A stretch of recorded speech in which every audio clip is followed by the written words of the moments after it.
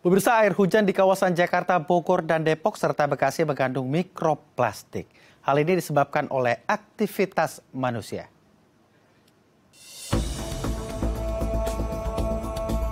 Hujan di Jakarta, Depok, Tangerang, hingga Bekasi mengandung partikel mikroplastik. Kandungan mikroplastik ini berasal dari aktivitas manusia di perkotaan yang terbentuk dari degradasi limbah plastik melayang di udara. Partikel mikroplastik memiliki ukuran yang sangat kecil dan lebih halus dibandingkan debu, sehingga dapat masuk ke dalam tubuh manusia melalui hirupan udara, air, dan makanan yang dikonsumsi. Krisis sampah plastik di Indonesia memang kian memburuk dengan praktik pembuangan secara terbuka dan limbah yang tak terkelola. Kini dampak kehidupan masyarakat hingga ekosistem mulai tercemar oleh sampah beracun yang menyebabkan masalah kesehatan sangat serius. Untuk membahasnya lebih lanjut, kita sudah bersama dengan Muhammad Reza Cordova, peneliti BRIN. Halo, selamat siang, Mas. Halo, selamat siang. Salam sehat buat semuanya, salam sehat untuk para pemirsa. Sehat ya. Lalu bagaimana, Mas, bicara soal temuan hujan yang mengandung mikroplastik? Baik, terkait dengan hujan yang ada di mikroplastik ini, sebenarnya kami memang melakukan penelitian dengan kurang lebih selama 12 bulan. Dilakukan di pesisir utara Jakarta gitu. Jadi memang kami menemukan adanya partikel mikroplastik pada alat kami yang ditaruh di rooftop kantor kami di ketinggian kurang lebih 28 meter yang mewakili kawasan pesisir utara Jakarta. Awalnya seperti itu. Nah, sampel yang ada di sana itu memang membuktikan bahwa adanya polimer sintetis yang seperti polietilen, polipropilena, dan juga polyester seperti itu. Bagaimana awal mula BRIN melakukan penelitian? Apakah ini penelitian jangka panjang yang melibatkan bagaimana unsur iklim, cuaca, dan juga atmosfer yang sudah semakin bisa mempengaruhi iklim kita saat ini? Baik, penelitian ini sebenarnya dilakukan sebelum pandemi ya. Jadi kita melihat bahwa targetnya itu sebenarnya adalah melihat bagaimana hubungan mikroplastik terhadap interaksinya pada darat dan laut yang ada di pesisir utara Jakarta seperti itu. Nah, kami memang melakukan penelitian itu selama 12 bulan. Kemudian setelah itu kita lanjutkan sebenarnya penelitiannya tidak hanya di Jakarta tetapi di kota-kota lain yang ada di Indonesia.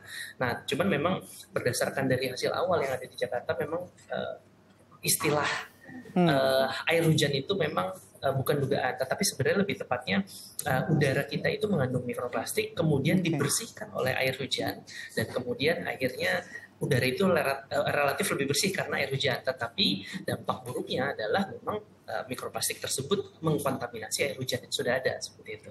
Oke, faktanya ini menarik sekali. Artinya udara kita sudah terpapar mikroplastik. Kabar buruknya memang seperti itu. Jadi memang udara yang kita hirup sekarang ini, mau itu yang ada di luar ruangan atau di dalam ruangan, memang salah satu hasil riset kami lanjutan itu memang membuktikan hal tersebut. Tetapi memang untuk bukti selanjutnya angkanya berapa banyak, itu memang butuh verifikasi dan validasi yang saat ini sedang kami lakukan. Tetapi memang ini menjadi alarm buat kita bahwa plastik yang kita buang sembarangan itu sekarang sudah ada di udara dan kemudian masuk ke dalam tubuh lewat lewat udara kita hirup seperti itu. Kalau dulu mungkin saya pernah membaca sebuah artikel begitu ya, bahwasannya air laut terpapar mikroplastik. Mungkin di penalaran saya ini masih masuk akal karena banyak sampah-sampah yang terbawa arus lalu masuk ke laut, ke sungai begitu dan mencemari air, dan air mengandung mikroplastik. Tapi kalau udara bagaimana proses terjadinya? Baik, kita ketahui ya kalau misalnya plastik itu memang relatif berat, tetapi ketika sudah kita buang secara sembarangan atau bahkan sebenarnya kayak plastik kresek yang kita simpan di dalam rumah, kalau misalnya tulisan plastik ini akan hilang dalam waktu 6-12 bulan. Sebenarnya itu akan relatif lebih mudah hancur. Jadi ketika terpapar sinar matahari, terpapar sinar UV, terpapar panas, akibatnya akan lepas pelan-pelan. Nah, partikel-partikel mikroplastik yang kecil itu dia ringan, sehingga kita tiup saja itu dia akan terbang ke udara, apalagi ini yang terkena angin dan lain-lain. Nah, selain itu ada abrasi dari serat pakaian sintetis dan kemudian gesekan dari ban kendaraan pada saat misalnya katakanlah ngebut kemudian rem mendadak, apalagi ditambah pembakaran terbuka dari sampah plastik itu sendiri yang kita buang sembarangan. Nah, ketika itu terjadi, plastik itu ringan dan kemudian sebenarnya awalnya itu kan naik ke udara. Awalnya juga kami tidak berpikir ke arah sana, tetapi karena ringannya dia malah mudah tertiup angin, terkena panas, akhirnya menjadi bagian udara yang kita hirup. Nah, gitu. Jadi ketika terbentuk awan, mikroplastik ini bisa menjadi bagian dari kondensasi air sebenarnya. Jadi dia hanya menempel ke atas, terdorong, dan pada saat posisi tertentu, setelah terbentuk awan hujan, dia akan terdorong lagi jatuh ke arah bumi seperti itu. Dari hasil penelitian BRIN, seberapa banyak mikroplastik yang ditemukan dalam kandungan hujan? Baik, pada artikel yang kami publikasikan itu kami menemukan bahwa 3-40 partikel mikroplastik yang jatuh ke bumi, yang jatuh ke bumi di wilayah Jakarta Utara itu kurang lebih 3-40 partikel per meter persegi per hari, dengan rata-rata kurang lebih 15 partikel meter persegi per hari yang jatuh. Jadi kurang lebih kita bisa mengimajinasikannya kalau ada rumah dengan luasan sekitar 100 meter persegi, berarti kurang lebih sehari itu jatuh partikel mikroplastik dari udara sekitar 1.500 partikel.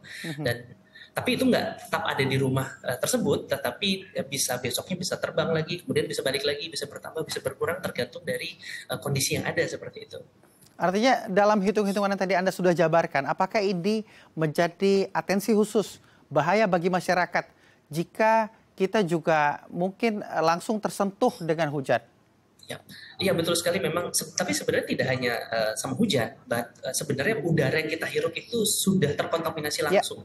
Nah, kalau misalnya sama air hujan, malah sebenarnya relatif lebih membersihkan. Tapi hujan sendiri ini kan sifatnya membersihkan polutan-polutan yang ada udara yang kita hirup. Termasuk katakanlah kalau misalnya ada di Jabodetabek karena memang air quality index-nya katakanlah sedang kurang bagus, pada saat curah hujan datang, dia itu akan membersihkan. Jadi malah sebenarnya akan lebih bagus kalau kita menghirup udara itu justru setelah hujan selesai, karena relatif udaranya itu relatif lebih bersih, seperti itu. Wah, ini berarti masyarakat Jakarta tidak hanya berperang melawan influenza, ada juga polusi udara dari gas emisi, ini ditambah bahaya mikroplastik yang ternyata ada di udara Jakarta. Ini tentu membahayakan. Saya semakin penasaran, apa dampaknya jika kita sebagai masyarakat terpapar secara terus-menerus? Tapi jangan dijawab terlebih dahulu, kita akan break dulu Mas Reza.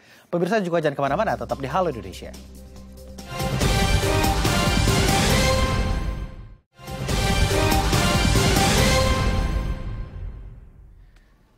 Terima kasih pemirsa, Anda masih menyaksikan Halo Indonesia. Kita masih membahas seputar air hujan yang terpapar oleh mikroplastik bersama dengan Muhammad Reza Cordova, peneliti BRIN. Mas Reza? Ya, halo, selamat siang lagi. Mas Reza, bagaimana jika kita terus-menerus terpapar, tadi kan Mas Reza bilang, ini bukan hanya dari air hujan saja, tapi disebabkan oleh adanya udara yang terpapar mikroplastik, lalu diserap oleh air hujan, begitu ya? Betul. Oke, ini bagaimana jika masyarakat terpapar oleh mikroplastik baik dari air hujan maupun dari udara? Baik, jadi sebenarnya kalau kita berbicara paparan mikroplastik dulu nih, mikroplastik ini dia kan karena sangat kecil, tidak hanya ada di udara, tetapi ada di air minum. Berdasarkan dari hasil penelitian ya, ada di air minum, ada di makanan yang kita makan sehari-hari, sayur-sayuran, bahkan ada beberapa kajian yang menyatakan demikian, terutama seafood, kemudian garam-garaman, bahkan termasuk yang tadi kita sebutkan ya, yang kita bahas sekarang dari udara gitu. Jadi memang penelitian-penelitian tersebut itu punya dua dampak sebenarnya, menunjukkan dua dampak mikroplastik. Yang pertama adalah dampak jangka pendek dan jangka panjang. Kalau untuk dampak jangka pendek sebenarnya relatif tidak akan berpengaruh secara banyak karena mikroplastik ini relatif pencemar fisik. Karena kalau misalnya terhirup, misalnya katakanlah lewat udara, bisa tertahan oleh bulu hidung, kemudian tertahan oleh kelenjar mukus yang ada di tenggorokan, kemudian akhirnya bisa dikeluarkan lagi. Tetapi memang yang menjadi masalah berikutnya adalah mikroplastik ini dampaknya jangka panjang, dan kemudian mikroplastik ini sebagai media pembawa bagi polutan-polutan lain yang ada di udara. Jadi ketika udara yang kita hirup ini mengandung polutan lain, misalnya katakanlah ada debu kendaraan bermotor, mohon maaf misalnya katakanlah rokok, atau misalnya logam berat atau polutan yang lain, dia bisa menjadi media pembawa masuk ke dalam tubuh. Jadi Oke. mikroplastik ini sendiri ketika sudah masuk dia menimbulkan iritasi. Ketika menimbulkan iritasi yang awal, pertama sekali, dua kali tidak apa-apa, setahun, 2 tahun, mungkin bisa jadi 20 tahun, akhirnya menumpuk di tubuh manusia. Ketika ini sudah terjadi, dia akan menempel pada jaringan tubuh dan kemudian memicu peradangan. Peradangan ini pelan-pelan, mulai dari ringan ke sedang, kemudian ke berat seperti itu, dan akhirnya bisa menyebabkan stres oksidatif yang ada. Nah, cuman ini harus digarisbawahi dulu ya, resikonya ini memang tergantung dari tingkat paparan sama durasinya seperti apa. Oke. Nah, yang jadi pertanyaan adalah paparannya berapa lama, waktunya berapa lama. Itu sebenarnya sampai sekarang masih ada banyak kajian, karena kita sampai sekarang secara global termasuk yang ada di Indonesia itu belum menentukan titik ambang batasnya itu berapa banyak. Dan sekarang ini salah satu tugas kami ini sebagai di penelitian dan kemudian di akademisi untuk memastikan ini loh angkanya tuh yang sekian. Kenapa? Karena sebenarnya mikroplastik itu sendiri ketika sudah masuk ke dalam tubuh dia sebenarnya bisa dikeluarkan, baik itu lewat urin ataupun lewat feses seperti itu. Tetapi baik lagi, ini masih dalam kajian yang kita masih belum tahu dampak nyatanya seperti apa. Tetapi yang jelas betul-betul yang bisa kita lakukan, kita harus betul-betul mengurangi plastik, lebih bijak dalam penggunaan plastik itu sendiri. Wah, ini alarm. Ini sudah saatnya masyarakat begitu ya, kita juga sama-sama mengurangi penggunaan plastik tentunya. Kalau bicara soal penelitian yang Anda paparkan, ini Anda melakukan penelitian di sekitar pesisir pantai. Tapi nyatanya hasilnya ini bukan main-main, mikroplastik dan jumlahnya juga membahayakan. Ini di luar nalar saya pikir ini penelitiannya mungkin dekat dengan TPU, mungkin dekat dengan TPA. Ya, menjadi pertanyaan besar, apakah mikroplastik ini dapat bermigrasi berkilo-kilometer? Iya, kabar buruknya memang seperti itu. Karena apa? Karena mikroplastik ini relatif sama seperti debu sifatnya. Jadi ketika sudah ada di udara, mikroplastik akan transport bisa puluhan kilo, bisa ratusan kilo, bahkan ribuan kilo. Bahkan mikroplastik sendiri kan ketemu, kalau untuk riset di luar negeri, itu ketemu di salju, kemudian bahkan sampai Everest.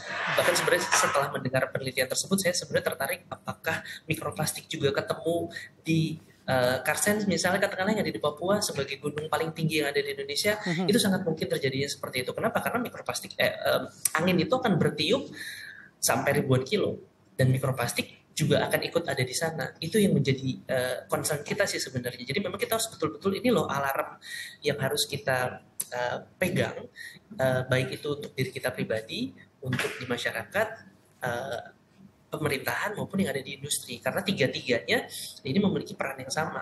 Ini loh plastik ini masalah kita. Oke. Kita yang mengkonsumsi, pemerintah yang mengatur, dan industri yang mengeluarkan.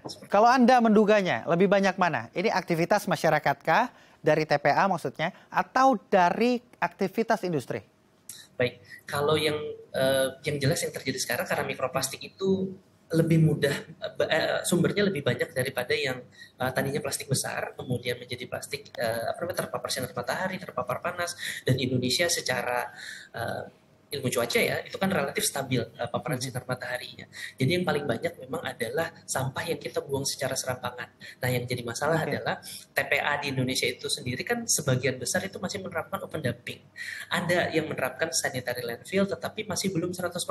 Sebagian besar sanitary landfill ini itu masih semi sanitary, jadi belum 100% penerapannya. Jadi memang ketika datang sampah itu dibawa oleh truk sampah, kemudian dilepaskan, nanti baru teman-teman pemulung itu ngambil yang bisa dimanfaatkan. Nah, pada saat itulah mikroplastik itu sebenarnya terpapar sinar matahari dan akhirnya memang keluar gitu. Nah, kalau tadi yang disebutkan oleh Pak Per, bahwa memang mikroplastik ini yang menjadi salah satu sumber utamanya adalah dari TPA, terutama TPA yang open dumping atau yang memang tanpa ada pengolahan sama sekali. Apalagi yang pembuangan sampah yang ilegal itu lebih gawat lagi karena lebih sulit untuk dikendalikan. Baik. Kalau bicara soal penelitian yang dipaparkan tadi, tentu ini menjadi alarm juga bagi masyarakat untuk melakukan aktivitas di luar ruangan. Lalu bagaimana saran Anda? Baik, yang pertama kalau misalnya kita mau aktivitas di luar ruangan, ketika kita melihat paling tidak relatif kan sama seperti debu. Kalau misalnya debu yang ada di udara, terutama katakanlah di kota-kota besar yang ada di Indonesia itu semakin tinggi, jarak pandang kita semakin agak sulit untuk terlihat, lebih baik kita pakai masker. Tetapi maskernya kalau bisa pakai masker kain, terutama yang berasal dari katun. Kenapa? Karena masker medis itu sendiri sebenarnya ada plastik. Salah satu dari hasil riset kami itu memang menyatakan masker medis ini bisa menjadi sumber mikroplastik yang pertama di lingkungan. Apalagi ketika masker medis ini kita pakai lebih dari waktunya, karena ada yang 4 jam, ada yang 8 jam, ada yang 12 jam. Ketika sudah lewat dari masa waktu pakainya, partikel-partikel microfiber yang ada di masker medis itu justru akan terserap masuk dalam tubuh. Jadi memang pertama kita pakai masker. Kemudian kedua, kita harus lebih bijak dalam konsumsi plastik itu sendiri. Nah, selain itu kalau misalnya memang kita belum mendapatkan akses ke tempat akses waste management atau misalnya tempat sampah yang penjemputan sampah, kita tahan dulu sampahnya, kita kerjasama dengan bank sampah misalnya katakanlah, dan tolong jangan membakar sampah, terutama sampah plastik. Kenapa? Karena sampah plastik bisa menjadi sumber mikroplastik. Dan yang kedua, sampah plastik ketika dibakar akan menyebabkan keluarnya dioksin furan, yang itu akan menyebabkan kanker paru-paru. Jadi lebih baik kita hentikan itu sendiri dulu. Jadi intinya adalah pengelolaan sampah dari sumber yang bisa kita lakukan, itu harus kita lakukan bersama. Itu sebenarnya langkah kecil, tetapi paling tidak bisa mengurangi dampak sampah itu bisa bocor ke lingkungan, seperti itu. Oke, kita harus sama-sama semakin kencang mengkampanyekan untuk mengurangi penggunaan plastik, begitu ya. Tidak membakar sampah tentunya. Ini tentu akan membantu bagaimana ekosistem kita, bagaimana iklim kita kembali lestari. Terima kasih telah berbagi bersama kami di Halo Indonesia. Terima kasih banyak, salam sehat selalu. Salam sehat selalu. Pemirsa, sesaat lagi saya akan mengajak Anda melihat pembangunan hunian layak di Waluya. Informasinya usai jeda, tetap di Halo Indonesia.